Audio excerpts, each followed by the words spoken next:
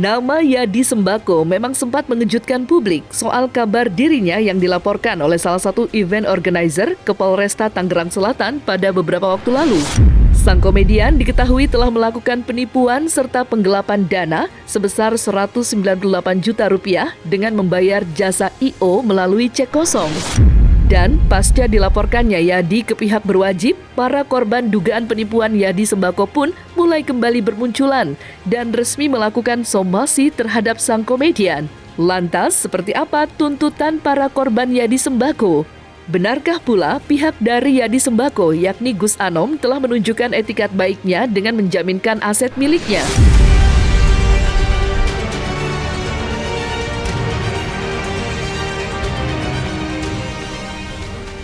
Saya dengan Dr. Dedi malam hari ini, saya kebetulan ditunjuk oleh Mbak Amel untuk mendampingi kasus yang beliau hadapi, mendampingi tentunya hak-hak dan kepentingan hukum beliau yang dirugikan, patut diduga oleh yang pertama adalah Gus Anom, yang kedua adalah Yadi Sembako, dan yang ketiga adalah Taufik.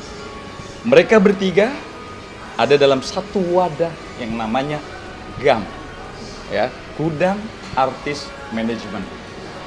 Historinya GAM ini meminta klien kita untuk mensupport satu acara di mana mereka lagi launching artis manajemennya mereka. Jadi klien kita itu mensupport dalam hal I.O.-nya, di mana di dalamnya ada rundown acara, kreatif, terus desain player, desain tape cost, desain layout stage-nya, terus lokasi, terus home band juga. Semua disupport oleh beliau. Finally, setelah dilakukan semua dan besoknya sudah mau running well acara tersebut, sehari sebelumnya pembayarannya melalui cek. Ternyata dicairkan ceknya kosong. Ini kan kejam kali. Saya katakan jelas, pidana ancamannya 4 tahun sampai 6 tahun dan dendanya 1 miliar.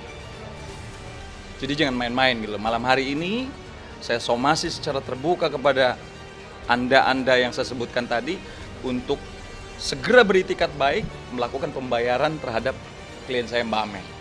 Gitu. 1 kali 24 jam.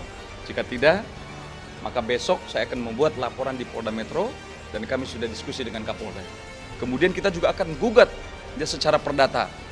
Kerugian material 85 juta, kerugian imaterial 5M kita akan gugat. Jadi kan dari awal itu kita hanya mengerjakan rundown acara, ya kan, dengan konsepnya seperti apa. Terus setelah itu mereka minta bantu desain, flyer, tapecast, lalu set desain segala macem, terus home band juga. Nah, setelah dia udah nambah banyak ini, hampir semua tuh jadi kita yang kerjain gitu, kecuali undang artis itu bukan kita, ya kan. Nah, ini H-3 kalau nggak salah tuh kita di cancel, lokasi cancel, diberikan kompensasi 20 juta. Home band juga udah recording opening gitu di cancel, kita juga dikasih kompensasi, dan yang lain-lainnya kompensasinya pokoknya total itu 85 juta. Tapi kalau untuk rundown acara kan udah jadi semuanya kan, kita juga harusnya ke lokasi hari H untuk ngelit acaranya, tapi kita memutuskan nggak datang. Dari awal kita ngomong, dari cek itu nanti kalau emang udah masuk ya silakan ditukarkan kan gitu. Namanya memang ada dari saya punya pusat, dari perusahaan pusat memang belum masuk karena nilainya ya besar lah ya, sangat menuntut nilainya. Tapi yang penting kita ada itikat bayar. Kalau nggak ada itikat bayar, kenapa saya taruh mobil? Masalah pembayaran terlambat itu wajar di dalam dunia entertainment, udah banyak kejadian lah. Ya kan, orang ngerti lah entertain seperti apa sih. Malam hari ini, jika mereka masih tidak ada itikat baik, maka sanksi pidananya jelas, 6 tahun penjara dan dendanya 1 miliar rupiah. Jadi janganlah bersembunyi, gentle lah. Kalau memang dia bersalah, akui kesalahan itu, ya kan? Jangan dia terus bersembunyi seolah-olah dia menjadi seorang pengecut. Saya tunggu 1 kali 24 jam, karena kalau enggak siap kita buat proses hukum di Polda Metro, 6 tahun penjara menunggu Anda.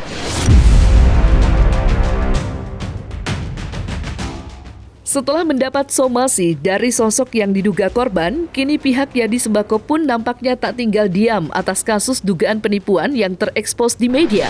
Terlebih, kasus yang melibatkan Yadi kini semakin parah, lantaran banyak sekali korban yang meminta pertanggungjawaban atas dugaan penipuan yang dilakukan oleh Yadi yang diduga berkedok sebagai direktur perusahaan. Lantas, seperti apa tanggapan pihak Yadi Sembako atas banyaknya kasus dugaan penipuan yang menimpa dirinya tersebut?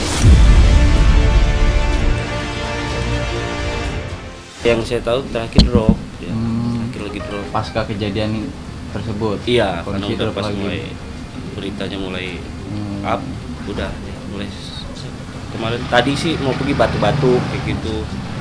Emang dari kemarin kata istrinya sih lemas badannya karena gulanya mungkin tinggi, terus mual-mual, muntah, terus lari ke semuanya ya pusing atau segala macam. Nah terakhir tadi istrinya jam berapa gitu telepon, katanya udah nggak bisa, maksudnya ya diem aja. Dan kejadian ini saya ambil hikmahnya, udah ya di Sembako tidak ada urusan lah. Tolong digaris bawain, ini urusan saya yang punya rumah. Jadi kalau mau ada apa-apa ya cukup saya. Taunya Gus Anom ya Gus Anom. Berarti Gus sebagai komisaris ya? Komisaris. Nah, nanti saya komunikasi dong sama pengacara bahwa saya bertanggung jawab. Walaupun dia terseret kan bisa saya minggirkan. Yang punya perusahaan siapa? Saya. Jadi Yadi sebagai artis aja sekarang. Karena dia mengatakan dia mau mundur. Ada korban lain, Banyak. ada banyak korban lainnya. Gitu. Nah Artis-artis ini jangan sampai ini adalah menjadi satu penyakit yang notabene merugikan orang banyak. Kita khawatir ada korban-korban terus bertambah gitu loh dengan dia menggunakan sosok yang ya orang sungkan, sosok yang alim, yang mengerti agama. Orang kalau udah begitu ngomong apapun kan diikutin gitu loh. Nah maka malam hari ini jangan percaya. Jangan percaya. Jangan melihat orang dari gestur, dari casing. Ya. Jadi ya ini harus segera di stop perilaku seperti ini. Karena ini meresahkan merugikan orang banyak gitu. Dia direktur perusahaan ya. Kalau Gus Anom itu komisaris, Bang Yadi itu direktur, Taufik itu wakil direktur. Dia juga meyakinkan kita untuk mengerjakan. Dia juga ikut meeting dengan home band juga dia yang ngomong langsung gitu. Cuman memang pas hari H itu saya benar-benar yang mutusin untuk nggak datang. Yang lain tuh mau datang sebenarnya tapi saya larang.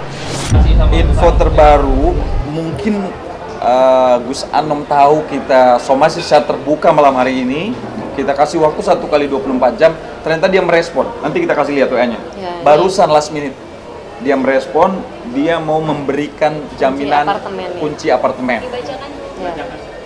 Ini kunci apartemenku harga 400 juta, kamu pegang deh buat jaminan sambil walletku laku sama apartemenku yang di Karawaci laku. Niat bayar kok aku.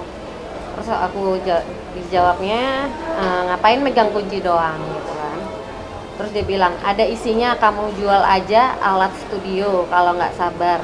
Aku kena musibah investorku yang isi cek masih proses aku bisa apa gitu.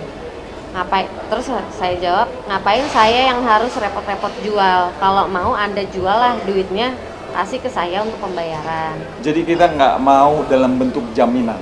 Kita sekarang butuh uang, butuh fresh money. Karena apa? Mbak Amel ini mesti bayar ke vendor-vendor yang lain gitu loh.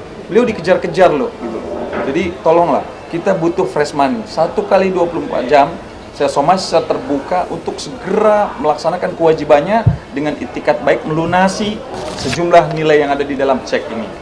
Jadi 85 juta. Jika tidak, besok saya buat laporan di Polda Metro dan jelas mereka melanggar pasal 378, melanggar Undang-Undang ITE karena mereka bujuk rayunya lewat elektronik, pasal 28 ayat 1, maka sanksi pidananya 6 tahun penjara. Jadi jangan main-main gitu.